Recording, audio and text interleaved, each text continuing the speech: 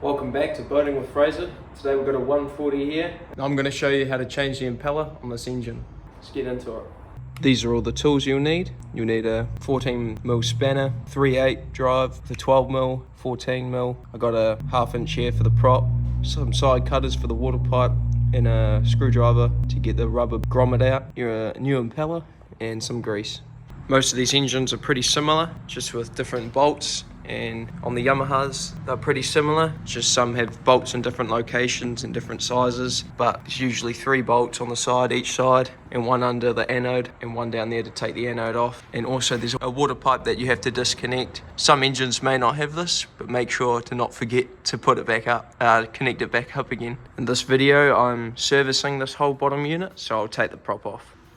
It's just a split pin in here. You just want to fold that back, push it up, pry it out. Make sure to hold on to this. Then there's a 27mm bolt for the prop. What I like to do is just spin it around and get the rubber handle on the side and just put a bit of pressure down and she'll pop right off. Just give it a spin.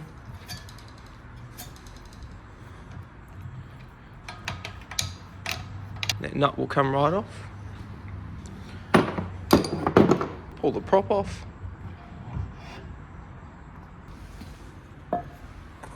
When you pull the prop off, make sure to check under this back washer. Sometimes fishing line can get caught up under there.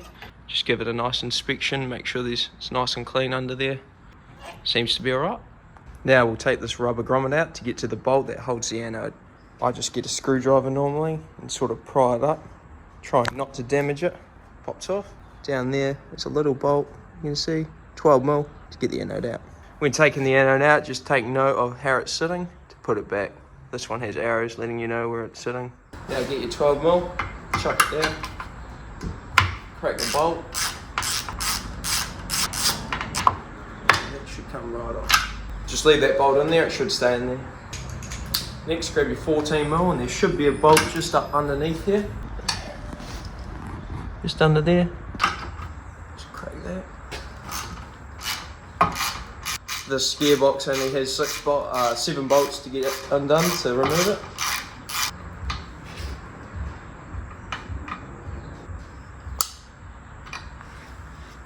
Before dropping the gearbox, just disconnect the speedo hose here.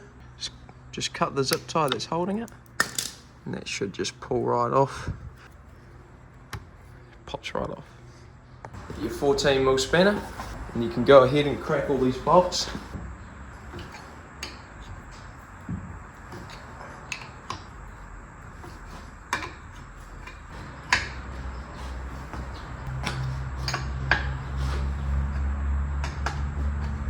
Just want to undo all the bolts around the side. The ratchet spanner is good for bolts that are a bit stuck in the gearbox. It's such a life-saving tool.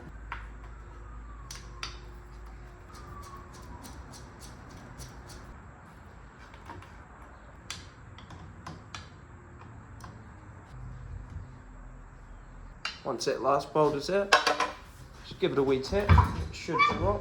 Grab your drive shaft, pull it down, there's your gearbox. Once your gearbox is off, you have your water pump housing, drive shaft, shifter. Now I'll just give this drive shaft a wee wipe, get all that old shitty grease off, and just inspect the teeth of that, make sure they're nice and straight. So I'm going to do a service on this as well, so I'll run you through some simple things as well. Make sure that grommet stays in. You don't want that to stay up, or make sure that grommet is there, because sometimes it can fall out and then you'll forget to put it back on. Just going to check the oil on this. When checking oil on motor, you want to make sure it's not milky. If it's milky, it means that there's a leak in the gearbox and water's getting in. So yeah, just use an impact driver here, just one there. Crack that. Just undo the bottom bung here and make sure the oil's nice, not milky at all. I think that's a very good colour for oil actually. Better than I expected. That's a good colour. Also, when changing the oil, just inspect those washers, make sure they're nice and not damaged. Preferably you'd replace them, but these ones are actually very good condition. And just check there's no metal shavings on your bung, because that's a magnet, the bottom drain plug. Just make sure there's no metal shavings on there. Seems to be pretty clean, so that's all right. While that's draining, take the water pump housing off and inspect the impeller. There's just 4 12mm bolts around the water pump housing we'll need to take off. Once they're out, we'll pull it up and we'll give access to the water pump.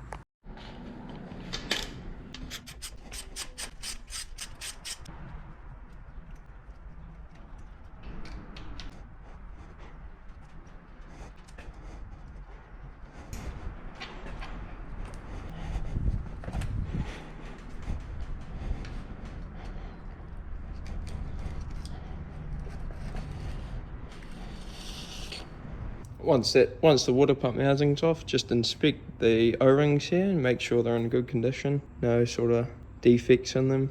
If your housing is damaged, probably better to get a whole kit, water pump replacement kit. Comes with all the O-rings, new housing, everything, and a new bottom plate as well. Now on these Yamahas, they have a little washer, a little sort of metal bracket that goes over the top with some metal washers underneath. So it's very important to take note on how they sit, so you don't put it back in wrong. Take the bowl out, and there's your water pump. It's actually in very good condition.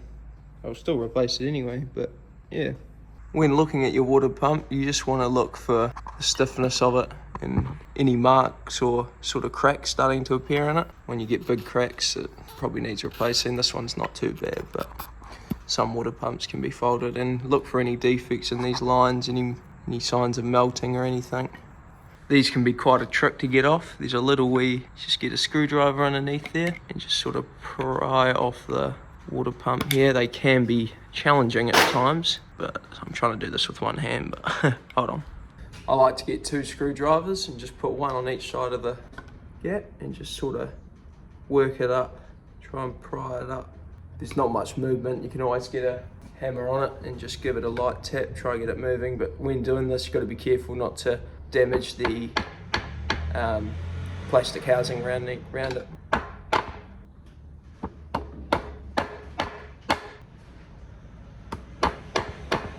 Once it's off, there's 3 washers that it sits on. Just pull those up, put them aside, don't lose them. And then just get a flatty screwdriver under there. Just sort of pry it up. There should be a little key sitting in there. Yep. Pull it up. Whee. There's your impeller. And when putting it back on, make sure to have the opening facing down so the key can sit in it. And there's a little washer on top. Before I install a new impeller, I always just make sure they're the same, just by lining them up and making sure they're the same width and everything. Now we can drop the new impeller down, making sure the key lines up. Just push that down. Just to double check, just spin that, make sure the drive shaft moves with it. Followed by the 3 washers.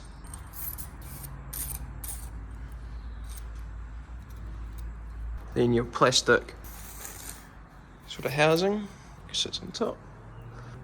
Then your metal bracket, which will just sit over the top of that. I just normally give it a light tap with a hammer, because if you put it too hard on, it can be a bastard to get off, like you just saw. Once that's down nice and lightly on top of there, you can get the housing ready.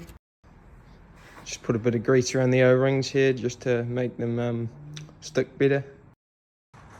The bowl just sits in there and lines up, make sure it's nice and flush with the housing. Next, you just want to drop that on top of there, making sure the O-rings are all in nice. The impeller on these V4s can be quite stiff, so a good trick I learned is to get a bit of cloth, just protect it over the teeth there, and get a pair of vice grips, and just get those on there, nice and tight. You always turn clockwise. The flywheel goes clockwise, engine's running clockwise, so you want your impeller sitting in clockwise. So just put a bit of pressure and just spin that. And when it drops, get those nice and lined up, and that should sit in there nicely. Lovely. Now we'll grab our bolts, give them a bit of grease. Always important to grease everything on a marine engine. Salt can be a big play. When you've got salt involved, it's not fun. We give them a bit of grease, chuck them back in there, and we tighten it up.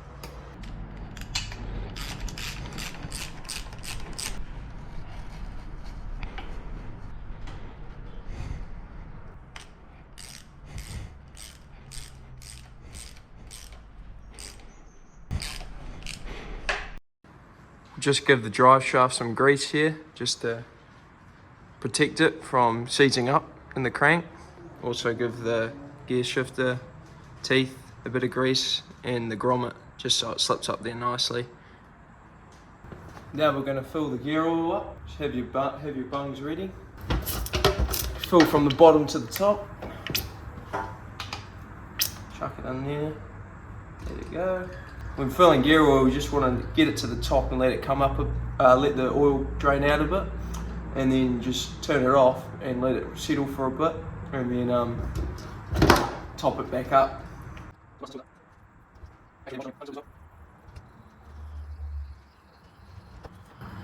Once you see it bubbling out the top, just turn it off. Just let it settle for a few seconds. Just want to get all those air bubbles out. Once you've got enough in there, put the top bung in first. Seal it up so it creates a vacuum, so that way you can put the bottom bung in without any oil coming out. Just get it roughly kind of tight, just hand tight. Grab the bottom bung, slip it in there, tighten it up. I like to do these up with the impact driver just so they won't come loose.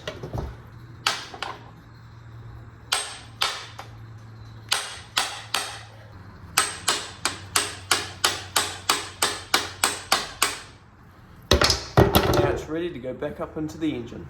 Before we put the gearbox up, I'm just going to get prepared. So make sure you have a bolt ready close by that's nice and greased up. Also grab a zip tie, and I like to just zip it halfway onto the water pipe. That way once it's up we can put it on without struggling. So let's get into it. So get a bolt, grease it up, just put it nearby with your 14mm spanner. You want to grab your gearbox, drive shaft first. Put it into the drive shaft hole. Slowly put it up, making sure the water pipe goes through that back pipe. Make sure your gear shift goes in. Wiggle it up, and in she goes.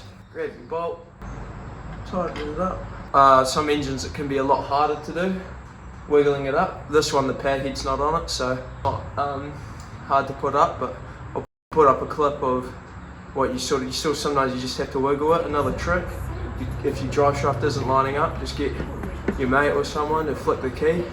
Make sure the kill switch is off so there's no spark and it doesn't start up on you. And it can just spin the flywheel and let the drive shaft line up. Yeah. Once you got that bolt up, go around and put all the other bolts in. And put all the bolts back where you had them. Don't forget to put the long bolt as well underneath here.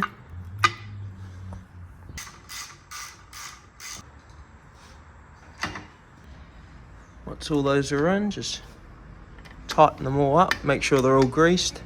Don't have to tighten them overly too much, just sort of nice and firm so they don't come out. Then we can grab a dollop of grease, chuck it on this bolt under for the anode. Grease that anode bolt, chuck your anode back in, just have it where you had it. Also make sure to put your grommet back into the top hole. Just sort of force it, we'll get a screwdriver, bang it in there. Make sure to put this water pipe back on with a zip tie. Grab your side cutters. Sweet. Now we'll put the prop back on. Make sure to grease your prop shaft. Grab a dollop. Just grease those teeth so they don't seize up on the prop there. Get nice and lubed up. Now you can slide your prop back on. Just line it up and it should drop in there nicely. Grab your nut. Spin it on. Just spin the prop like that. Saves me back and forth. You just want to line the nut up with one of the holes. You don't have to do it overly tight because a split pin's going to hold it. Once you've got one of the holes lined up, grab your split pin. You can either get a new split pin or just straighten it out in a vise. Give it a bit of pressure and that usually gets it nice and straight. You just can slide your split pin back in. Grab your side cutters, spin it around, give it a wee tap. Bring it up. Fold it back over just to stop it from coming out. I like to bang it all the way down.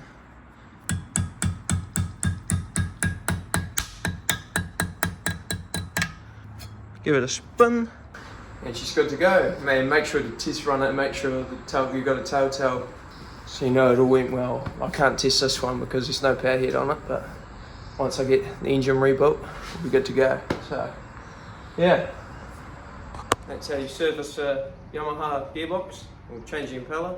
If you like more videos like this, make sure you hit subscribe. Thanks for watching. See you next time. Peace.